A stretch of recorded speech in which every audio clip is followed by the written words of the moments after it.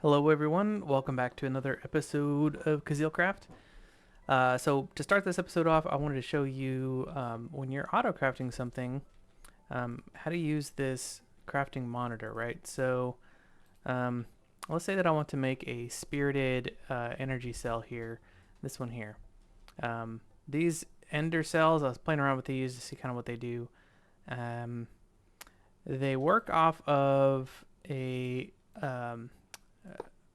sort of like the power set, like these flux networks do, where you select a channel, but you can't feed them power. I tried connecting them through power, and you have to put power in them a different way, and that seemed a little bit more than I wanted to do, so I'm not going to use those. But let's say that you want to craft like a generic, just like a regular basic um, energy cell, a spirited energy cell. So this is like a step down from the top end, but I have this blazing energy cell that I already have crafted.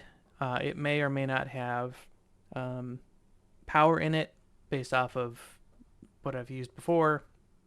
And so you go to create this spirited energy cell and you hit start.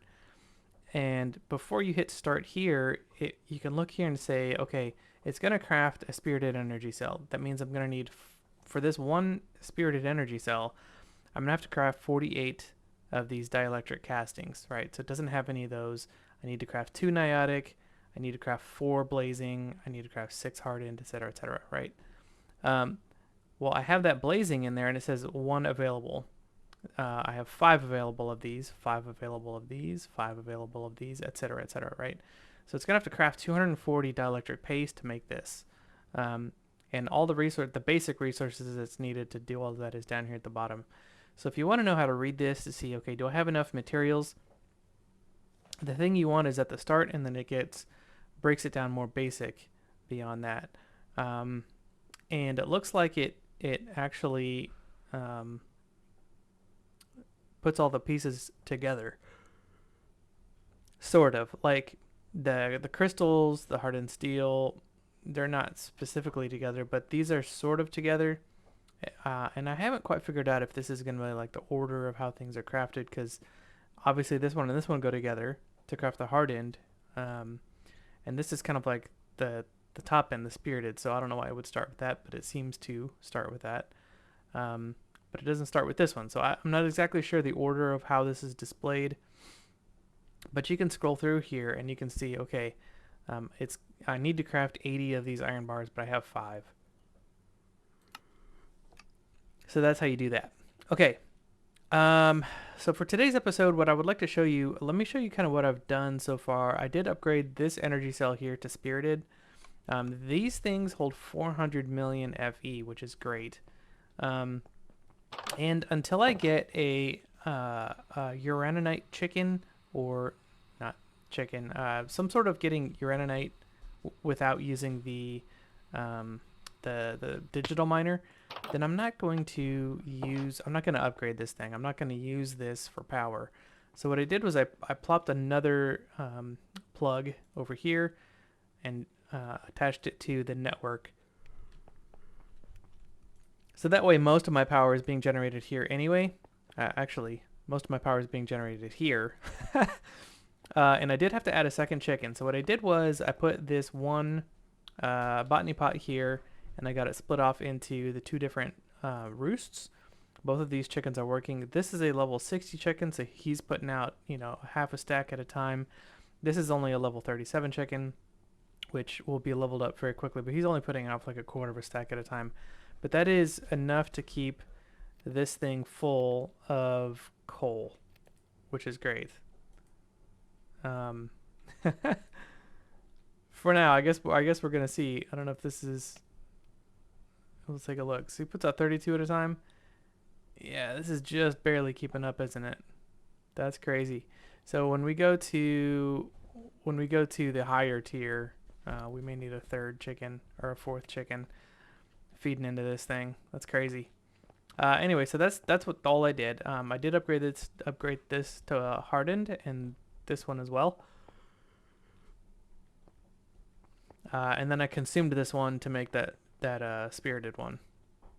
We do have quite a lot of uraninite here. We could run this one for a while, but since we aren't using this one as much, or we're going to rely on this one more, just because we're not going to upgrade it.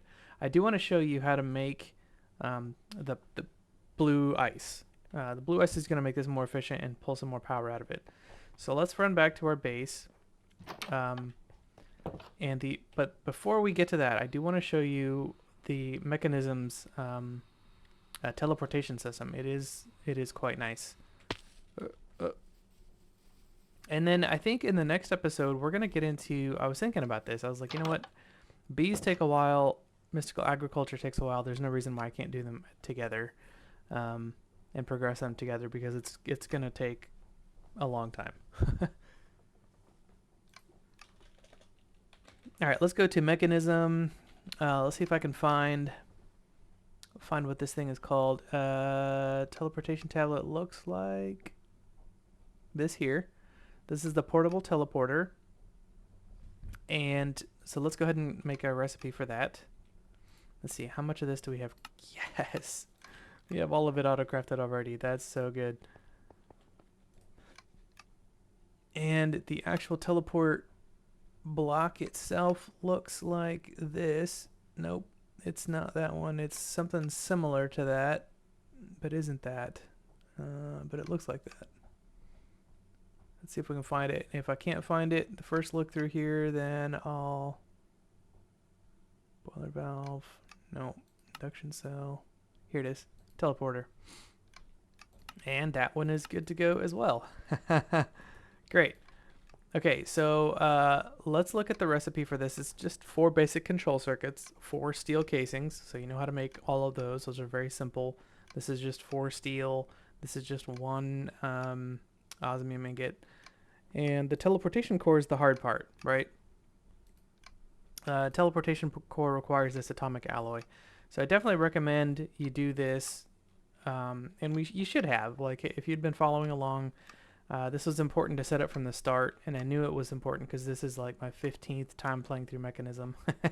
So I knew that it was something that we needed to do. Let me fix this real quick. I like to keep things buttoned up. Okay, there we go. And I think we put one under there too. Excellent. Boom. All right, nice. Okay. So, so let's go ahead and make 2 of those teleportation cores, and you can make one for each one of your buildings if you want. I don't think that's a bad thing. You just become a madman teleporting everywhere. But I kind of wanted someplace, and I'll do 2 of these. So now your crafting system can only hold up to 3 of these, unless you put some modifiers on stuff. And while this is crafting this, these are all going to happen simultaneously. So it's not like this happens first and then this happens and then this happens. Where the system can, it will do them simultaneously. So like right now it's using the energizing orb to craft the hardened steel. Hardened, yeah. No, it's energized steel, whatever it's called. But all of this is on different machines, so there's no reason why I can't do all of these together. Sweet. That spirited is done. So I want to put that one. I want to put that one here. All right, that's great. And we'll use that one for a craft later. How are we doing on everything here? Yeah, I'm sure we're making all of these alloys. Now, if you wanted to,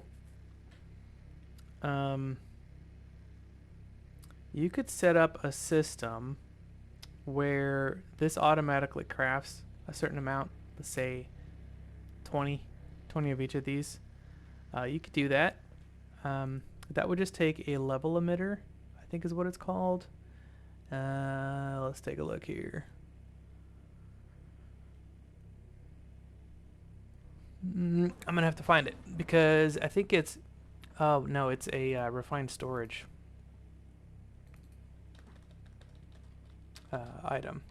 Refined storage. There we go. This will probably be a little more helpful. We're looking for a flat thing, this here, a detector. So these detectors, do we have a non-colored one? Just a regular detector? I think they keep the colored ones on a different page, so it's probably up here somewhere. Anyway, you want a detector. Here it is. And you're going to set that up next to, so this will actually emit, this part of the green part of it here will actually emit a, here, let me go ahead and slap that in there. And we'll make one. So you can have a process where it's automatically crafting, or let's say that I want to export, put that here, right? And then I'm going to say, let me grab this uraninite out of here. And if I wanted to do this in a different way, a smarter way to do this would be, let's say, items, and I'm going to say uraninite, keep 64, and boom.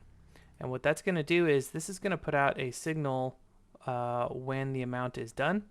And so this is going to operate without a redstone signal, right? So this is going to automatically pull out any raw uraninite that I have, stick it into the system, and then as soon as I have 64 uraninite in the system, it will stop the exporting of this, right? That's a good way to not have to do stuff like this, right?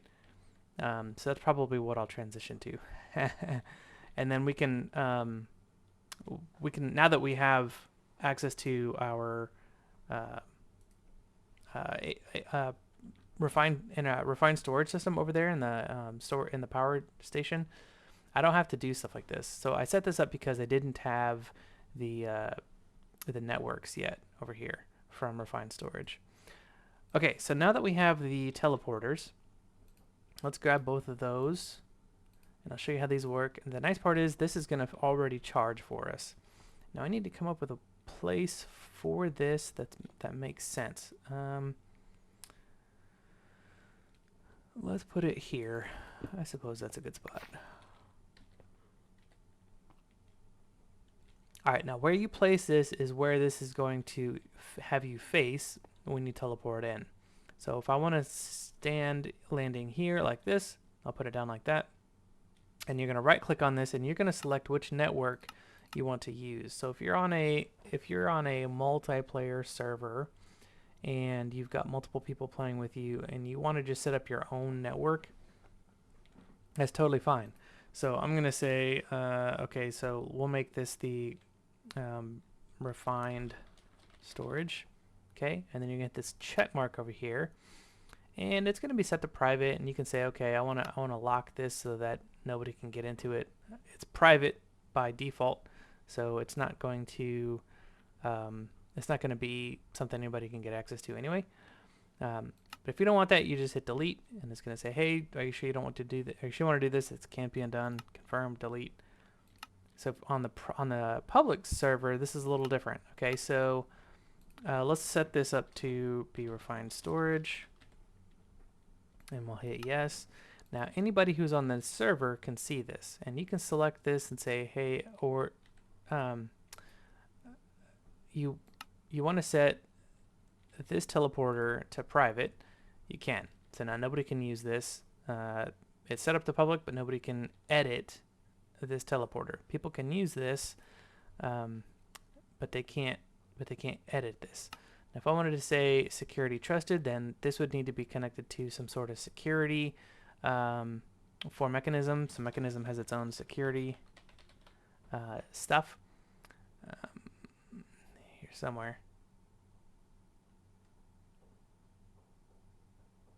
Security cards are in there somewhere. Anyway, and then you would hook that up to your security network, and then the people who are secured or trusted with you, they can edit and have access to this. Or you can set it to public. Everybody can edit this if they want, mess with it, or set it to private. So this only applies to the block itself, not to the destination. So if you want to have anybody have access to this teleporter, set it in the public. If you want only yourself to have access to this network, set it to private. So here's a question. let's say you're playing on a server and you have one buddy of yours that you play with, right? And everybody else on the server is not playing with you. They're not your buddy, right? But they're people that you like. So how do you get this set up to where you and he or you and she can have access to this, but nobody else can? So what I would recommend you do is set up a private network, right, for yourself, and you put your name in here. Set this to trusted. Set up your security. Add the player that you want to play with as trusted, and let them create their own private network in here. Okay. So whatever you create, you the user create in the private is what you have access to with your portable teleporter. Okay, for the purposes of this video, I'm going to leave this as public. I'm going to use the public networks for everything. I have no need. This is a single player server, single player map, not a server. And so I'm going to use the public. So this is what I'm going to call that.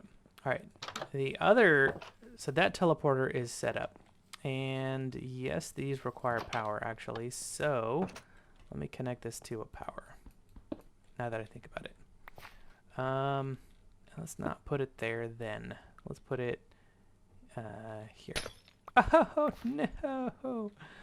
I forgot there was a cable there. I should have read before I slapped it down. We could put it here. Will that work? Yep, that'll work. All right. So I want to set this teleporter. Which one is it? This one here. Like this. All right, fine. All right. That will work. That's set to public. And let's get another cover for that. I feel bad. Good. All right, cleaned up. All right, so now this is going to be powered by this energy cell over here, and when you teleport in, you're going to be looking this way. That's actually pretty good. I like that. All right, now let's go over to our power station. I have to make this trip a lot lately, and I don't like that. So I don't mind running to the chicken coop, although we don't really need to anymore. But where to put this? So let's put this teleporter. I don't have power going underneath, so we're just going to put this teleporter up, and I'm just going to have to teleport up for now. All right, so let's name this one. This one's going to be called Power Station. Power Plant. Is that one word? No. Power Plant. Okay. Now, you don't use the teleporters themselves to teleport between places. This is actually setting the name for the teleporter, so don't do that. So if you're trying to teleport between refined storage and the power plant, you don't use the teleporter. You use the portable teleporter. If I come in here and I were to say refined storage and hit set, I'm naming this teleporter as the refined storage, and nothing is. So I could do that. And if I were to say teleport to refined storage, oh yes, I have to shift right click on this. It's going to teleport me to this one here, right? So I've taken the name from the other refined storage and put it here. So I actually want to set this as power plant, and I want the other one to be named. So don't change that, right? Don't mess with that. Once you set it, forget it. The teleporters themselves are just to be named and then used with your portable teleporter. Now this one over here, I want this one to be the refined storage, and it's set. Okay, good. All right, so how this works is after you've shift right click to lock it to you, this is owned by me now. Nobody else can use this. I'm gonna right click, select power plant, and I'm gonna set that as my destination, right? So it's sort of like I'm using one of these where I'm taking this and hitting set, but then I'm gonna this one has the option to teleport, so I'm gonna hit teleport, and it's gonna teleport me to my power plant. And likewise, if I want to hit refined storage, I hit set, because that's the frequency that I'm going to teleport, and now I'm teleported to this one. So these are the frequencies you can see here. This one's named refined storage. The other one is named power plant. And then all this is doing is you're setting the frequency that you want, and boom. Now the nice part is this works interdimensionally. So now I have a way to get home. So if I'm stuck in the nether, or if I'm stuck in the end, or if I'm off running around the world and I don't know how to get anywhere. I forgot about those. And I'm like, okay, I need to get home, or I'm in a pinch. I can just hit this, boom, teleport. And it automatically teleports me to whatever frequency I have set here. So that's how we do that. Okay. Now that we have that teleportation system set up, let me show you kind of how to get into, I'm going to clean all this up later, because I'm going to take this out, and I'm going to have this be our system for that. All right. So while we're waiting for that, I would like to show you how to start with bees. Okay, so we're going to start with productive bees, and these are going to be, like I said, this is going to take a long time, so we're going to do some stuff in between episodes while we wait for the bees to do their thing. And what you're going to try and do is you're going to go out and look around for something called a sturdy casing. This here. You want at least one. If you have more than one, that would be useful. I'm going to set that there because that's what I'm used to. And then we're going to go find some natural beehives. Now, if you notice, I turned off all of my crazy waypoints everywhere. To do that, open up JEI, select your waypoints here on the bottom left-hand corner, and then turn them off. Now, I'm looking for bees, so I'm going to turn the bees back on. And with this bumblebee nest, that's great. I'll show you what that guy's for here in a minute. Bee nest, and I think that's it. So that's giving me several bee areas to look for over there and over there. Yeah. Okay, what I recommend you do before you go out is craft a campfire. So let's go ahead and set up a oak is fine, a recipe for that. Whoa. Okay, and also trapdoors. Do I have that as a recipe? No, it doesn't matter which trapdoor you use, but I would recommend just doing one.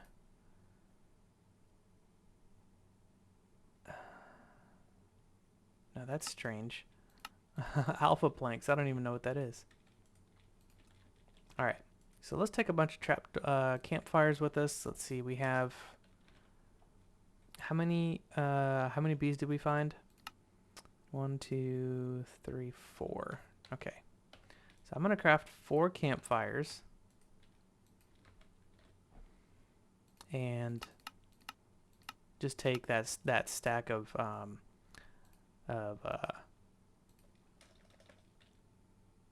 trapdoors with me. These here, that should be enough. And let's head out and go find these bees.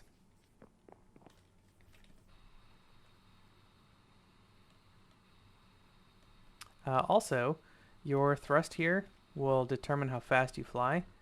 So if you want to fly faster, not only do you have to hit control, but make sure your thrust is up. That will help you fly long distances faster. Now, as you come into landing, you may want that thrust down a little bit more. Okay. Now, the vanilla bee mechanic is that in order to... Oh, I forgot something. All right, I'll be right back. Let's go make this real quick. The other thing that you're going to need is shears, and I can't remember if I made shears or not already. No. So let's just make some iron shears. It doesn't matter. They don't have to be the fancy Silent Gear shears. We can use these. All right, let's get our thrust back up. And we'll just go over here real quick. It's handy being able to just jump back home like that, let me tell you. Oh, there's some bees here. There's a bee nest right here. Okay, great. All right, to get the honey out of here, you need to use shears. Well, if you use shears on this nest while there's bees here, they're going to attack you. So what you're supposed to do in the vanilla mechanic is place a campfire underneath, and this fire can hurt the bees. So it's recommended that you use some trapdoors around it like this to protect the bees. Now this smoking from the campfire is it's not cooking the bees, but it lets you use shears on the nest there. And here, let's label this one too. Bee nest. Okay, there's several bees. That's great. Now what I would like to do is I'd like to capture one of these, but I think it's nighttime and they're all going to bed. So let's go to the next one. If I happen to catch one out in the wild, I need at least one.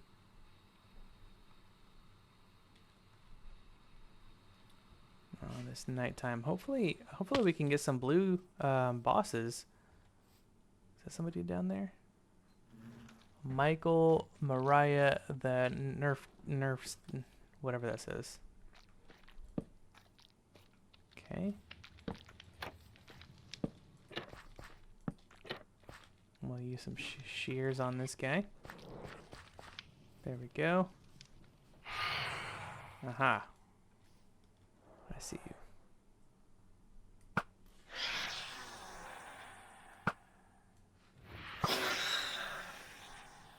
Any more? Apparently those guys show up at night when you didn't sleep.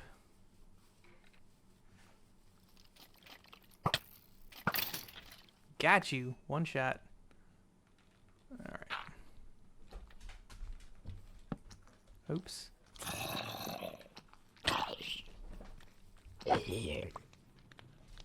Is not where I meant to place that. If you place that down and it isn't where you wanted it, you won't get it back.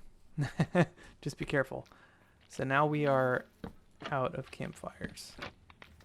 That's okay. You only really need 3 honeycombs anyway to get bees started, but you do need a wild bee. And they're all asleep at the moment. So let's go back home and let's set up. Oh, was that something flying around? No.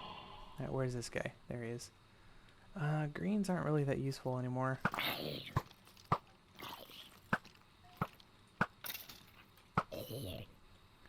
We killed them rather quick. Blues is really what I'm looking for. Blues are more found in the nether than anything. Yo, we had a bee nest right outside of our... It's okay. That's fine.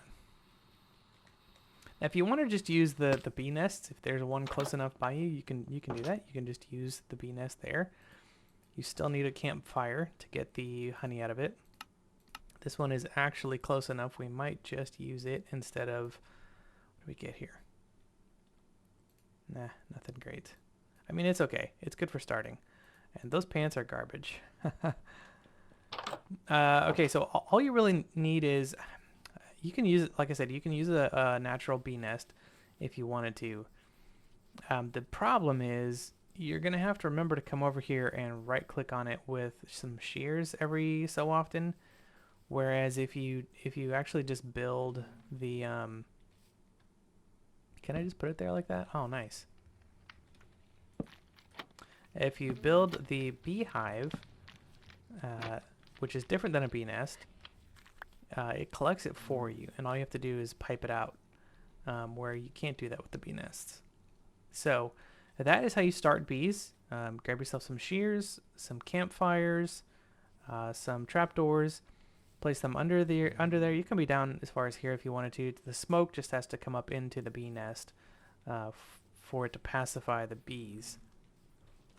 All right, so then the next step would be we're going to put some bees up here for now, just to use this space since it's not being used. You're going to need, and I would definitely recommend making this a recipe. So let's go back to productive bees. Bee cage is one that I would recommend that we'll get to here in a minute. But the first thing is going to be a bee nest. I'm sorry, beehive. And I would do the advanced oak beehive. The regular beehive is just planks and honeycomb, and that's a vanilla craft. So let's use oak. You can use whatever color you want. It's not going to affect the outcome of the craft. And then the next step would be to craft the advanced beehive. And that's going to take a campfire and some shears. So I don't think I've taught the system how to make shears. We might as well.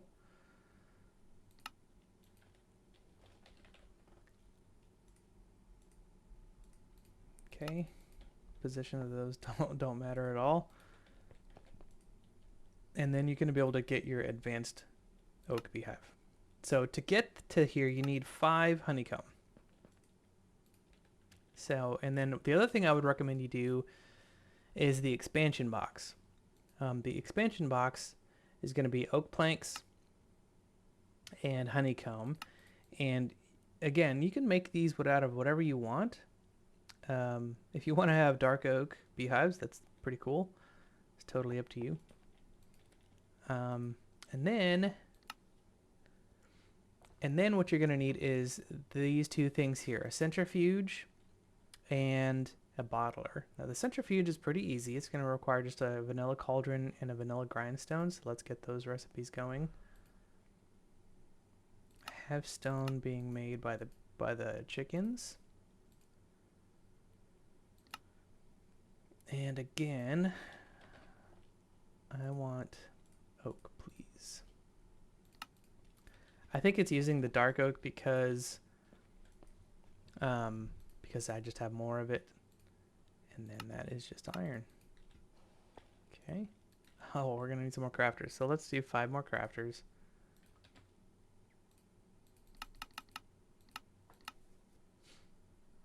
And all right. And then we're going to do this centrifuge. And we'll talk about the other centrifuges later as we get into the bees more. And then the other thing we're going to need is this bottler. And we already have those. That's great.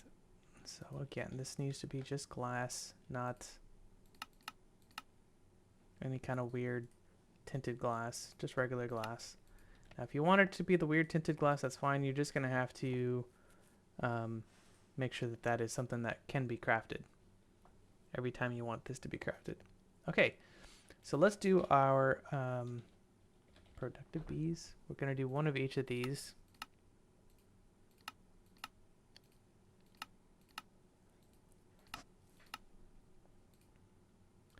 Okay, there's our advanced oak beehive, the bottler, the centrifuge, and the oak expansion box. Now, the other thing that I would recommend you getting an autocraft recipe for is the bottles. It's just 3 glass, so it's not super expensive.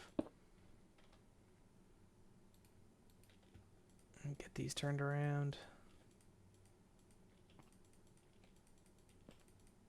Great. Let's see. Glass. I don't have a recipe for that already. Nope. Okay, it's just one of each of these. That's going to give you 3 bottles. Now the reason is you're going to need a bunch of bottles for this mod. Because, well, it kind of really depends. Let's go ahead and make a stack of them.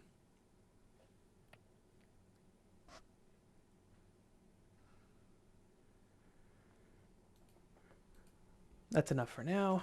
And let's do pipes. Okay, we'll grab our wrench and let's head outside. Hopefully the sun will come up and let our bees out, and we can go grab a bee and show you how this works. One more thing you're gonna need is a flower of some kind, at least one flower. I would recommend getting several flowers. Let's just grab these. Now, if you want to, this is optional, but if you want to, you can craft something called a feeding slab. I would like to show you how this works because this is something that you're going to want later for when we do like some bee automation, right? When they start actually producing resources for us.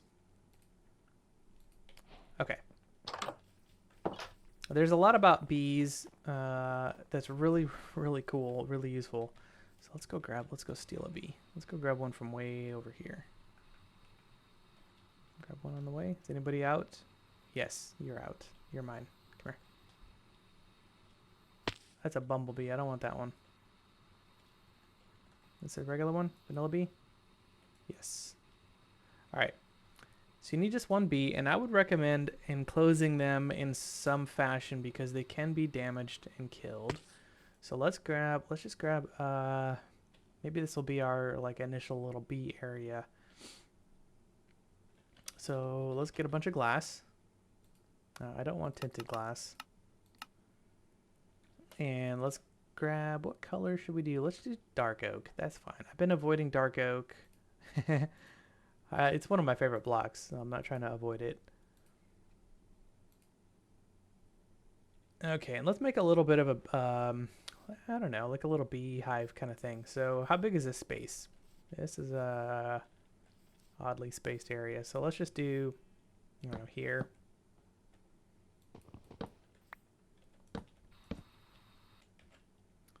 Okay, 3.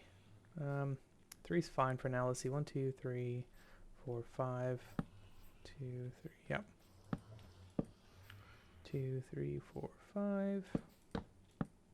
This doesn't need to be huge. This can be just whatever you want.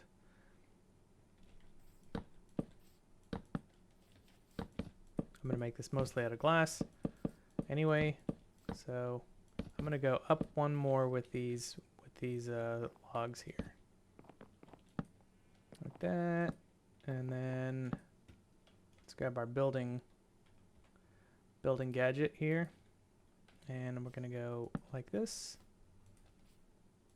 Boom, boom. And we'll do another one here. Boom, boom. Okay. Now, just for the sake of getting this video going, let's put those back and grab the glass. And it's recommended to put, I recommend you put these in a glass building or some sort of building where they can't get out and they can't get hurt. Because for some reason, like I'll let these bees be out wild, just flying around, and they seem to do just fine when they are like actual wild, like they're over by their nests and they're always there, and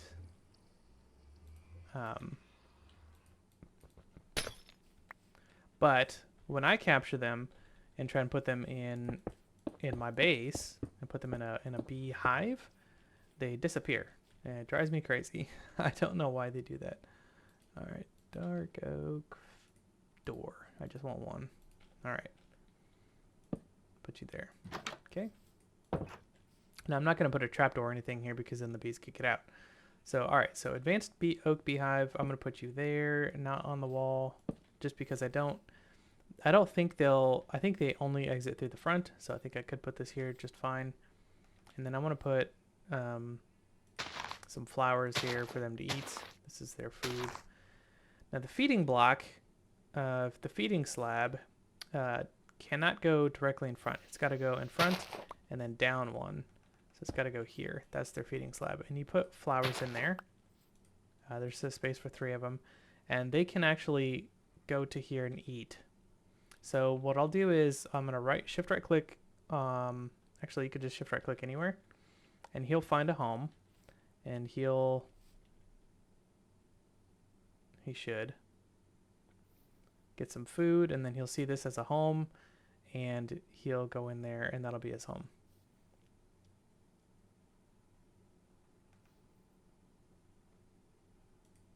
let's try putting him there. Shift right clicking on the beehive. Does that help? He seems like he wants out of here.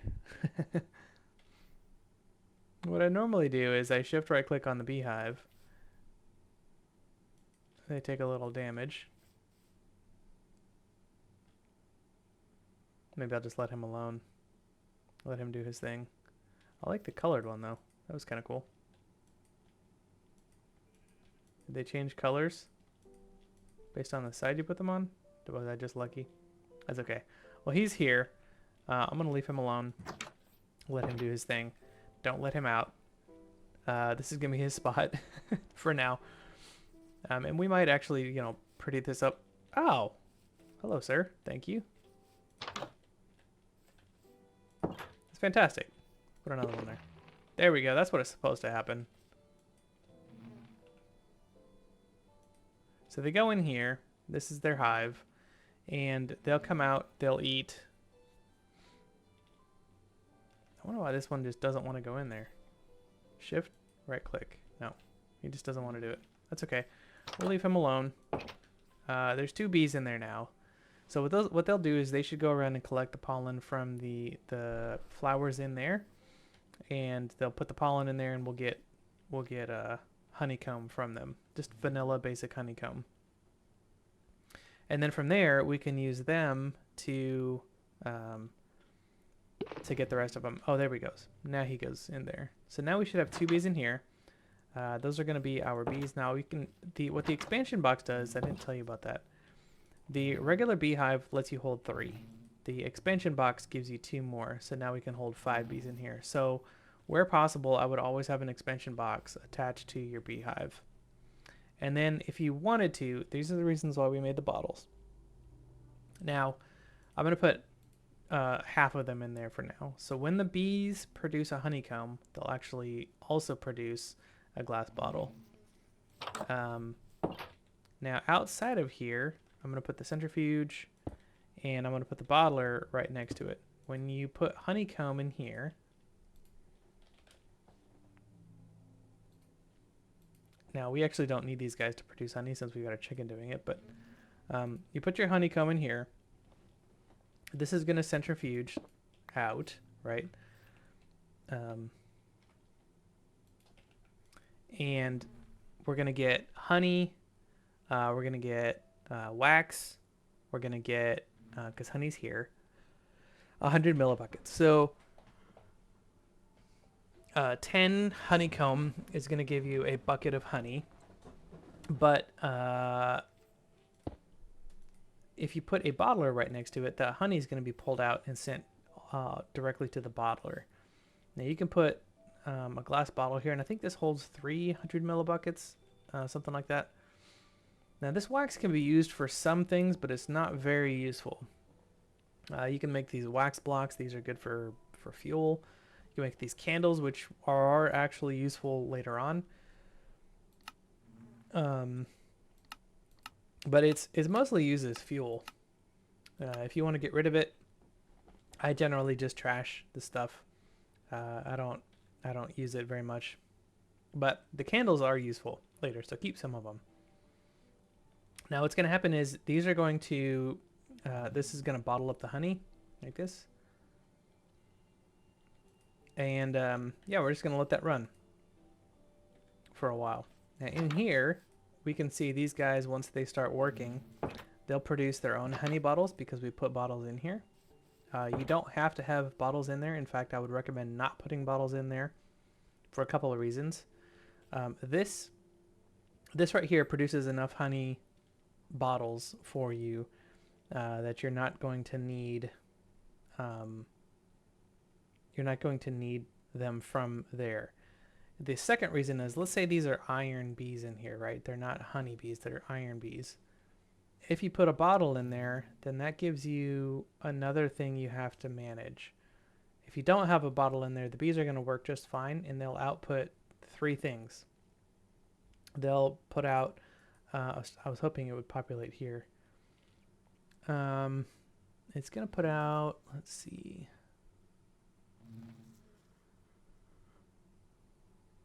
Maybe it's a vanilla thing. Let me look for the treat.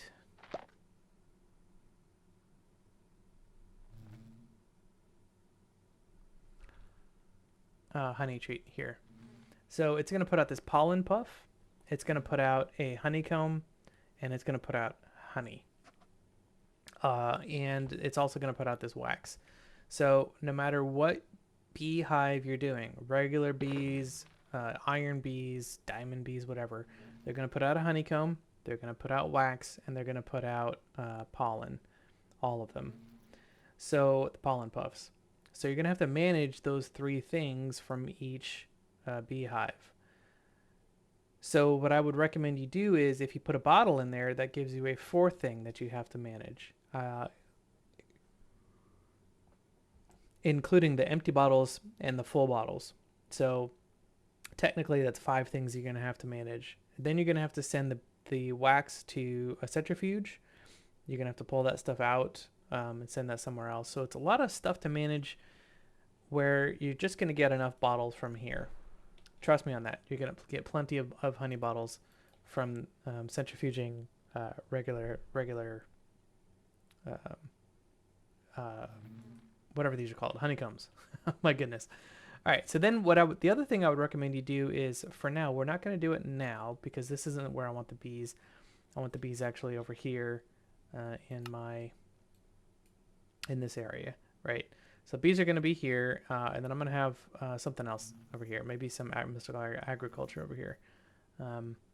But I might also extend that. I thought about putting mystical agriculture over here. Actually, I need a really large area because some of it I want to actually do like a farm. You can do mystical agriculture entirely outside of a farm, and I'll show you that. Meaning you don't have to use the ground. You do for some of it, but for most of it, you don't have to. But I think there's something about planting in the ground that's kind of fun for me, so I am going to do that. Same thing with these bees. Caring for the bees and managing the bees is really, really fun. Okay. Another thing, bees will not work in the rain, even if it's daylight. They won't work at night, and they won't work in the rain. Now, you can genetically modify them to do so if you want. I find it's not that necessary. In my multiplayer world, I have all of the bees set up. They don't work at night, and they don't work during the rain. And I constantly have 2048 of every resource all the time. So, plus I have chickens going, all the chickens going. So we have 2048 of the chickens, 2048 of each of the honeycombs for the bees. So I've got lots and lots and lots of resources, and it doesn't affect me at all. Now, if bees are your only source of income and you're pressed for time, then yeah, you can modify these. One of the good examples that I've heard is if you're on a server and your chunk is only loaded when you play, then it's recommended that you do modify your bees to work quickly. Now, in this situation here, this feeding slab is not necessary, but you can put that there. I like to use it because eventually I'm going to make it so that the bees don't come out of their nest. Let's see, what other flowers do we have for these guys?